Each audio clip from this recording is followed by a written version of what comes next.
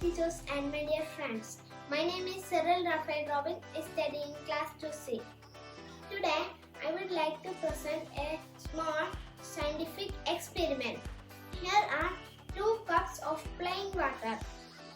I am adding some salt to 1 glass of water.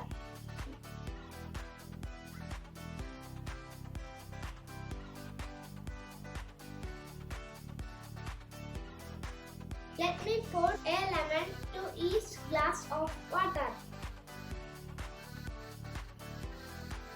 As you can see, the lemon has gone down in the plain water.